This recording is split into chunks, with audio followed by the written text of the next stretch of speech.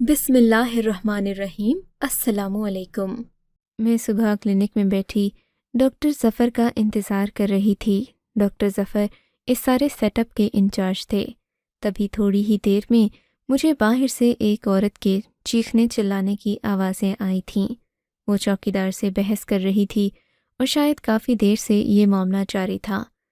یہ سب دیکھ کر مجھے بہت برا لگا تھا، کیونکہ کلینک کے باہر کوئی تماشا ہو تو آس پاس کے لوگوں کو یہی لگتا ہے کہ ہمارے کلینک میں کوئی غلطی تھی یا ہمارے کلینک نے کسی کا علاج غلط کر دیا، جس کی وجہ سے لوگ یہاں تماشا لگا رہے ہیں۔ ایسا ایک دو بار پہلے بھی ہو چکا تھا۔ میں نے اپنے چوکیدار کو منع بھی کیا تھا کہ کوئی بھی عورت، مرد، بچہ آئے تو اسے کم از کم اندر لے آیا کرو، باہر تماشا نہیں لگایا کرو۔ لیکن آج تو حد ہی ہو گئی جب میں نے بشیر احمد کو ایک عورت کو اندر آنے سے روکتے ہوئے دیکھا۔ مجھے بہت برا لگا۔ میں نے بشیر احمد کو جا کر اچھا خاصا ڈانٹ دیا اور اسے کہا کہ ایسے کسی عورت کو اندر آنے سے نہ روکا کرے۔ اس نے مجھ سے کہا کہ میڈم، اس کی ایک وجہ ہے، یہ عورت 2 دن پہلے بھی آئی تھی اور اسے سر ظفر نے کلینک میں آنے سے منع کیا تھا، لیکن اب یہ پھر آ گئی ہے۔ اس کا تو سال میں 2-3 چکر ضرور لگتے ہیں۔ پہلے یہ بھیک مانگنے آتی تھی، آج اپنی بیٹی کو لے کر آ گئی ہے۔ مجھے ظفر کا تحکمانہ انداز بہت برا لگا تھا۔ کم از کم اس لڑکی سے اتنی حقارت میں بات نہ کرتا۔ میں اس لڑکی اور اس کی ماں کو اندر لے آئی تھی۔ لڑکی کی عمر کوئی 15-16 سال تھی، جبکہ ماں بمشکل 40 کی لگتی تھی۔ دونوں ہی کم عمر معلوم ہوتی تھیں۔ ان کے چہروں پر ہوائیاں اڑی ہوئی تھیں۔ میں انہیں اندر لے کر آئی۔ میں نے دیکھا کہ لڑکی کا حلیہ بھی خراب تھا، بال بکھرے ہوئے تھے۔ عموماً ہسپتال اس حلیے میں کوئی نہیں آتا، لیکن اس لڑکی کو دیکھ کر مجھے لگا کہ جیسے وہ بہت زیادہ رو چکی ہو، پوری رات روتی رہی ہے۔ میں ابھی اس عورت سے بات کرنا ہی چاہتی تھی کہ اس کی ماں بول پڑی، اچھا ایسا کیا ہو گیا ہے؟ آپ مجھے کھل کر تفصیل سے بتائیں۔ اگر آپ کی بیٹی کو کوئی نفسیاتی عارضہ ہے تو بھی مجھے بتا دیں۔ میری ہمدردی کے جواب میں اس عورت نے رو کر کہا کہ اس کی بیٹی کو کوئی نفسیاتی عارضہ نہیں ہے۔ اس کی جگہ کوئی بھی لڑکی ہوتی تو وہ رو رو کر پاگل ہو جاتی یا پھر شاید اپنی جان لے لیتی۔ میری بیٹی تو پھر مضبوط ہے۔ اس عورت کی باتوں سے مجھے سمجھ آ گئی تھی کہ وہ اپنی بیٹی سے بے پناہ محبت کرتی ہے۔ تو پھر کیا ہوا ہے آپ کی بیٹی کے ساتھ؟ میں نے اب اس کا حلیہ دیکھا تو مجھے شک پڑ رہا تھا۔ میں چاہتی ہوں کہ جلدی سے آپ میری بیٹی کی رپورٹ درج کریں۔ اسے 5 درندوں نے پوری رات نوچا اور لوٹا ہے۔ میں اپنی بیٹی کی وجہ سے اتنی پریشان ہوں کہ میرا کلیجہ کٹ چکا ہے۔ ایسا لگتا ہے کہ میری دنیا لٹ گئی۔ وہ عورت دھاڑے مار مار کر رونے لگی۔ اس کی آنکھوں میں آنسو تھے اور اس کی بیٹی کا سر جھکا ہوا تھا۔ میں سمجھ نہیں پائی تھی کہ ایسا کیسے ہو سکتا ہے۔ ان 5 درندوں نے آپ کی بیٹی کو زندہ کیسے چھوڑ دیا؟ میں نے اگلا سوال کیا تو بیچاری ماں پھر سے تڑپ اٹھی اور کہنے لگی، بس یہ تو اللہ کی مہربانی، اس کا کرم کہ میری بیٹی زندہ بچ گئی، ورنہ پتہ نہیں وہ لوگ اس کا کیا حشر کر دیتے۔ آپ جلدی سے میری بیٹی کا ٹیسٹ کر لیں، اس کے بعد اور بھی کچھ معاملات ہوں گے جنہیں مجھے حل کرنا ہوگا۔ آپ خدا کے لیے میری مدد کریں، کہیں میری بیٹی کو کچھ ہو گیا تو میں کیا کروں گی؟ ہو گیا کیا مطلب؟ اب ہو چکا ہے۔ بس آپ اپنی بیٹی کا خیال رکھیے، اسی کمزوری دور کریں اور اس کے ذہن سے اس سارے حادثے کا اثر مٹانے کی کوشش کریں۔ میں نے اس عورت کی طرف دیکھ کر کہا تھا۔ پھر میں اس لڑکی کو اندر روم میں لے گئی جہاں پر مجھے اسے چیک کرنا تھا۔ میں نے اسے چیک کیا، مگر میرے چہرے پر سوائے مایوسی کے کچھ بھی نہیں تھا، کیونکہ لڑکی کے جسم پر ایسے کسی حادثے کے کوئی نشان نہیں تھے، جبکہ اس کی ماں کا کہنا تھا کہ اس کی بیٹی کو 5 لوگوں نے اپنے ظلم کا نشانہ بنایا ہے۔ اب میرے ذہن میں 2 ہی خیالات آ رہے تھے، یا تو وہ مجرم اتنے چالاک تھے کہ انہوں نے اپنے حادثے کا کوئی نشان اس بچی کے وجود پر چھوڑا ہی نہیں، یا تو پھر یہ لڑکی اور اس کی ماں جھوٹ بول کر مجھ سے ہمدردی بٹورنا چاہتے ہیں۔ لیکن وہ ایسا کیوں کرتے؟ یہ سوال بڑا اہم تھا۔ ایسا کرنا بنتا ہی نہیں تھا۔ کوئی ماں اپنی بیٹی کی عزت کے بارے میں ایسی بات کر بھی کیسے سکتی ہے؟ سو میں نے دوسرا خیال فوراً رد کر دیا تھا۔ میں نے اس عورت کو اندر بلایا، ساری حقیقت بتا دی اور کہا کہ تمہاری بیٹی کے اندر ایسا کوئی نشان نہیں جس سے میں یہ پتہ لگا سکوں کہ اس کے ساتھ ایسی زیادتی ہوئی ہے۔ اب آپ کو چاہیے کہ آپ اپنی بیٹی کا خیال رکھیں، یہ بات کسی کو نہ بتائیں۔ لڑکی وہیں پر رونے لگی۔ ڈاکٹر صاحبہ، میرا کیا بنے گا؟ میں اگر بدنام ہو گئی تو مجھ سے شادی بھی کوئی نہیں کرے گا۔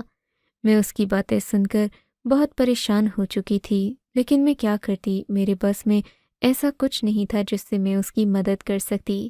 یہاں پر یہ بھی بتاتی چلوں کہ جن لڑکیوں کے ساتھ ایسا حادثہ ہو جائے انہیں فوراً ہسپتال لے کر جانا چاہیے، وگرنہ بعد میں ایسے ٹیسٹ اور رپورٹ نہیں بنتی جس سے کسی کا جرم ثابت کیا جا سکے۔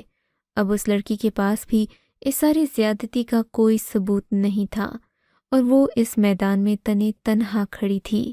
نہ ہی اس کے پاس اپنی بے گناہی کا ثبوت تھا، اور نہ وہ کچھ کر سکتی تھی جس سے اس کی معصومیت کو ثابت کیا جا سکے۔ ڈاکٹر صاحبہ، اب کیا ہوگا میری بچی کا؟ آپ کچھ بتائیں، کیا اس کا کوئی حل ہے؟ میں ابھی ان سے یہ باتیں کر ہی رہی تھی کہ مجھے پتہ چلا ہسپتال میں ڈاکٹر ظفر آ چکے ہیں۔ ڈاکٹر ظفر کی آواز سنتے ہی میرے تو ہوش و حواس کھو جاتے تھے، کیونکہ وہ ہمیشہ مجھ سے سختی سے پیش آتے تھے۔ میں ویسے بھی یہاں تھوڑے دن کے لیے ہی آئی تھی، مجھے یہاں نوکری کرتے ہوئے زیادہ وقت نہیں گزرا تھا۔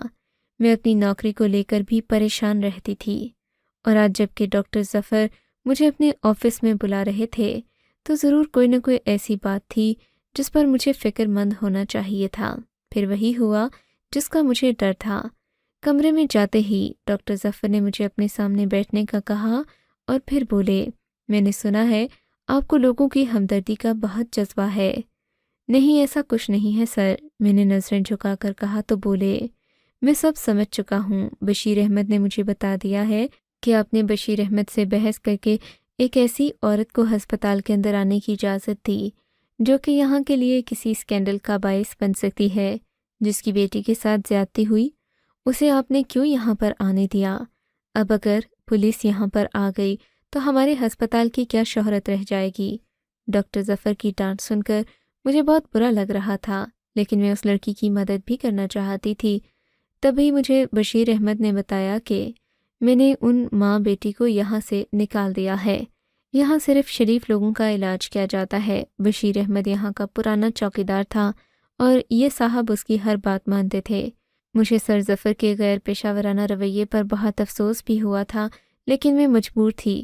خاموشی سے کلینک سے نکل آئی۔ تبھی میری نظر ان ماں بیٹی پر پڑی جو ایک رکشے میں سوار ہو کر اپنے گھر کی طرف جا رہی تھیں۔ دونوں بہت مایوس نظر آتی تھیں۔ تبھی میں بھی اپنی گاڑی میں بیٹھی اور اس رکشے کا پیچھا کرنے لگی۔ میں چاہتی تھی کہ ان ماں بیٹی کا گھر ایک بار دیکھ لوں، تاکہ اگر بعد میں ان کی مدد کرنے کے قابل ہو سکوں تو میں ان دونوں کو اپنے پاس بلا سکوں۔ اسی بہانے اس کا علاج بھی ہو جائے گا اور وہ بیچاری مزید پریشانیوں سے بچ جائے گی۔ ظاہر ہے بچی کو کوئی نہ کوئی کاؤنسلنگ کی بھی ضرورت ہوگی، اور اگر خدا نخواستہ وہ حاملہ ہو گئی تو پھر بھی اس کے لیے مجھے کچھ نہ کچھ کرنا ہی پڑے گا۔ مجھے ڈاکٹر ظفر کا رویہ پسند نہیں تھا۔ میرے اور بھی کلینکس میں کافی سارے تعلقات تھے، لوگ مجھے جانتے پہچانتے تھے۔ میں نے سوچ لیا کہ میں اس عورت کی اور اس کی بیٹی کی مدد ضرور کر کے رہوں گی۔ اس دن میں ان کا گھر دیکھ آئی تھی۔ ان کا گھر ایک تنگ سی گلی میں واقع تھا جہاں آس پاس بہت سارے جرائم پیشہ لوگ رہتے تھے۔ مجھے پوری طرح یقین تھا کہ اس لڑکی کو ان علاقوں میں انصاف تو نہیں ملنے والا۔ تبھی مجھ سے رہا نہیں گیا تو میں ان کے گھر چلی گئی۔ یہ دونوں ماں بیٹیاں مجھے اپنے سامنے دیکھ کر حیران رہ گئیں، کہنے لگیں کہ آپ کو ہمارے گھر کا کیسے پتہ؟ میں نے انہیں ساری بات بتا کر کہا کہ تم لوگوں کو ان پانچوں کے خلاف ایکشن لینا ہوگا۔ تب اس لڑکی نے روتے روتے مجھے ایک بات بتائی جو بڑی چونکا دینے والی تھی۔ اس نے کہا کہ ان پانچوں نے اپنے چہرے پر نقاب چڑھا رکھے تھے اور پانچوں کے پانچوں ایک ہی قد کاٹ کے معلوم ہوتے تھے۔ یہ بات بہت عجیب سی تھی۔ مجھے ایسا لگا جیسے انہوں نے نقاب جان بوجھ کر پہنے ہوں۔ اگر تو انہیں یہ ڈر نہ ہوتا کہ لڑکی ہمیں پہچان لے گی تو وہ نقاب کیوں اوڑھتے؟ نقاب پہننے کی کوئی تک نہیں بنتی تھی۔ اگر ایک معصوم لڑکی کو وہ اپنا چہرہ نہیں دکھا سکتے تھے تو پھر اس کے ساتھ ظلم کیوں کر کیا؟ یہ تو بڑی عجیب بات تھی۔ اب پولیس اور ہسپتال کی مدد کے بغیر ان ماں بیٹی کو انصاف تو ملنے سے رہا۔ میں نے سوچ لیا کہ میں پولیس اور ہسپتال دونوں کی مدد سے ان کا یہ کیس حل کرواؤں گی اور ان لوگوں تک بھی پہنچوں گی جنہوں نے اس معصوم لڑکی کو اپنی ہوس کا نشانہ بنایا، اور اب وہ یوں ہی دندناتے پھر رہے ہوں گے۔ کہتے ہیں کہ خدا کے ہر کام میں مصلحت ہوتی ہے جسے عام انسان نہیں سمجھ سکتا۔ فی الحال تو میں اس بات کو بھول گئی تھی۔ 2-3 مہینے کے بعد وہ عورت دوبارہ اسی ہسپتال میں آئی تھی، مگر اس بار اس نے خود کو مکمل برقعے میں ڈھانپ رکھا تھا۔ کسی نے بھی نہیں پہچانا کہ یہ وہی عورت ہے جسے ڈاکٹر ظفر نے اپنی کلینک میں آنے سے منع کیا تھا۔ شاید وہ بیچاری بار بار اسی لیے اسی کلینک میں آتی تھی کیونکہ اسے میرے رحم دلانہ رویے سے امید تھی کہ میں اس کی مدد ضرور کروں گی۔ اس دن کے بعد میں اسے بھول گئی تھی، لیکن وہ مجھے نہیں بھولی تھی۔ آج وہ آئی تو اس کی سانسیں پھولی ہوئی تھیں، وہ بہت پریشان لگ رہی تھی۔ میں نے اس سے وجہ پوچھی تو کہنے لگی، میں آپ کو کیا بتاؤں کہ میرے ساتھ کتنا برا ہوا ہے۔ میں تو جس ذلت اور بدنامی سے بھاگ رہی تھی وہ میرے پلے آن پڑی۔ میں نے اس عورت کو حیرت سے دیکھا۔ اب کیا ہو گیا ہے؟ آپ کی بیٹی کے بارے میں کیا کسی کو پتہ چل گیا؟ آپ گھبرائیے مت، میں آپ کا ساتھ دوں گی۔ نہیں ڈاکٹر صاحبہ، وہ بات نہیں ہے۔ آج صبح سے میری بچی کی طبیعت خراب ہے، اسے الٹی ہو گئی اور مجھے شک ہے کہ یہ امید سے ہے، کیونکہ جب سے اسے الٹی ہوئی ہے تبھی سے اس کی حالت عجیب سی ہے۔ ویسے تو اسے کوئی بیماری نہیں، مجھے لگتا ہے کہ اگر آپ اسے چیک کر لیں تو میرا شک دور ہو جائے گا۔ اس ماں کا دل میں توڑنا نہیں چاہتی تھی، لیکن کیا کرتی؟ میں نے اس لڑکی کا پریگنینسی ٹیسٹ کیا۔ تھوڑی دیر کے بعد رپورٹ آئی تو رپورٹ مثبت تھی۔ میں نے مایوسی سے اس کی طرف دیکھا تو اس نے بھی اپنا سر جھکا لیا۔ اللہ نے ایک کے بعد ایک ذلت میرے نصیب میں رکھی ہے، اب کیا کروں آپ بتائیں؟ میں نے اس کی بیٹی کی طرف دیکھا جو بہت ہی کمزور اور لاچار سی تھی۔ میں نے کہا کہ دوسری کوئی صورت تو سوچے گا بھی مت، آپ کی بچی پہلے ہی بہت کمزور ہے، اسے خون کی کمی ہے۔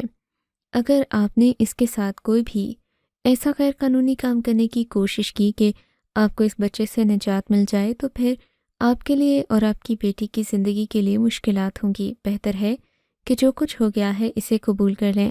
بی بی سی، یہ کیا آسان ہے کہ میں سب کچھ قبول کر لوں؟ مجھے آپ کی مدد کی ضرورت ہوگی۔ اس عورت کی آنکھوں میں آنسو تھے۔ ظاہر ہے بن بیاہی بچی کا ماں بن جانا ایک ماں کے لیے بہت دکھ کی بات ہوتی ہے، بلکہ اس کے لیے تو ساری زندگی ہی تباہ و برباد ہو جاتی ہے۔ وہ لڑکی مدیحہ میرے سامنے بیٹھی رو رہی تھی۔ ڈاکٹر صاحبہ، اب میرا کیا بنے گا؟ یہ بچہ پیدا ہونے کے بعد تو کوئی مجھ سے شادی نہیں کرے گا۔ تم فکر نہیں کرو، میرے ذہن میں ایک ایسا منصوبہ ہے کہ تمہاری کھوئی ہوئی عزت واپس مل جائے گی۔ یہ بات سن کر وہ مجھے حونکوں کی طرح دیکھنے لگی، جیسے کہہ رہی ہو کہ تم کہیں پاگل تو نہیں ہو گئی، دماغ خراب تو نہیں ہو گیا؟ اب کیا ہو سکتا ہے میرا؟ لیکن میرے ذہن میں جو منصوبہ آ چکا تھا وہ یقیناً بہت جاندار اور زبردست تھا۔ اس سے نہ صرف مجرموں تک پہنچا جا سکتا تھا بلکہ اس لڑکی کو انصاف بھی دلایا جا سکتا تھا، لیکن اس کے لیے ہمیں کوشش، محنت، ہمت اور صبر سے کام لینا تھا۔ میں نے اپنی ایک سہیلی سے بھی بات کی جس کے پولیس ڈپارٹمنٹ میں کافی تعلقات بھی تھے، ساتھ ہی ساتھ وہ دارالامان سے بھی واقف تھی۔ وہ بہت ساری جگہوں میں بہت طریقوں سے عورتوں کی مدد کر چکی تھی، کسی نہ کسی کی مجبوری وہ ہر مہینے حل کیا کرتی تھی۔ اس بار میں نے اسے مدیحہ کے بارے میں بتایا تو اس نے مجھ سے ایک انوکھی ڈیمانڈ کی، کہنے لگی کہ تم لڑکی کو میرے پاس رکھوا دو، اسے جو بچہ ہوگا وہ میں اپنے پاس رکھوں گی، اور لڑکی کے رشتہ داروں کو یہ نہیں پتہ چلنا چاہیے کہ لڑکی راتوں رات کہاں گئی۔ مشہور کر دیں کہ کہیں پڑھنے کے لیے مدرسے میں داخل کروا دیا ہے وغیرہ وغیرہ۔ میں نے ایسا ہی کیا۔ 2 دن کے بعد مدیحہ کے گھر گئی۔ ان لوگوں کے گھر میں مایوسی طاری تھی۔ باپ اور بھائیوں کو بھی یہ بات پتہ چل چکی تھی، اور اب تو جیسے سب کو سانپ سونگھ گیا تھا۔ باپ تو چاہتا تھا کہ غیرت کے نام پر اپنی بیٹی کو جان سے ہی مار دے، لیکن اولاد سبھی کو پیاری ہوتی ہے، سوچتے تو سب ہیں، مگر دل سے اولاد کے لیے سختی کوئی نہیں چاہتا۔ مدیحہ کا باپ بھی کہہ سن کر چپ ہو گیا تھا اور اب مایوسی سے اپنی رسوائی کا انتظار کر رہا تھا، کیونکہ اس کے خیال میں اب اس بات کا کوئی حل نہیں بچا تھا۔ پھر میں نے اپنی سہیلی کے کہنے پر آس پاس کی مسجدوں میں ایک عجیب اعلان کروایا تھا تو یہ اعلان سب کے لیے خوشی کا، کیونکہ میں نے ایک میڈیکل کیمپ لگایا تھا۔ یہ میڈیکل کیمپ بالکل مفت تھا، اس میں کوئی بھی آ کر اپنا بلڈ ٹیسٹ کروا سکتا تھا۔ اس بلڈ ٹیسٹ کے ذریعے انہیں بہت ساری بیماریوں کے بارے میں بتایا جانا تھا۔ بلڈ ٹیسٹ کے علاوہ میرا مقصد یہاں کے لوگوں کی جان پہچان کرنا تھا، کیونکہ مدیحہ کے مجرموں کے بارے میں ایک بات بڑی دلچسپ تھی کہ ان لوگوں نے اپنے چہروں کو نقاب سے ڈھانپ رکھا تھا۔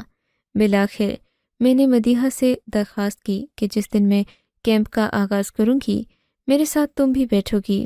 تم پردے میں بیٹھی رہنا اور مجھے پرچی بھیج دینا کہ فلاں آدمی کو تم پہچان چکی ہو۔ ظاہر ہے آس پاس کے لوگ ہیں، تمہارے علاقے کے جاننے والے لوگ ہیں، تو یقیناً تم اپنے مجرموں کو پہچاننے میں کامیاب ہو جاؤ گی۔ مدیحہ اس بارے میں یقین سے نہیں کہہ سکتی تھی، لیکن قد کاٹ، آنکھوں کی ساخت اور بہت ساری ایسی چیزیں ہوتی ہیں جن سے کسی انسان کے بارے میں پتہ لگایا جا سکتا ہے۔ مدیحہ کے دل میں بھی تجسس تھا کہ آخر یہ سب کس نے کیا ہے۔ وہ 5 لوگ ایک جیسے ہی لگ رہے تھے، اور ویسے بھی ان کے چہروں پر نقاب اس ساری کہانی پر سوالیہ نشان تھے۔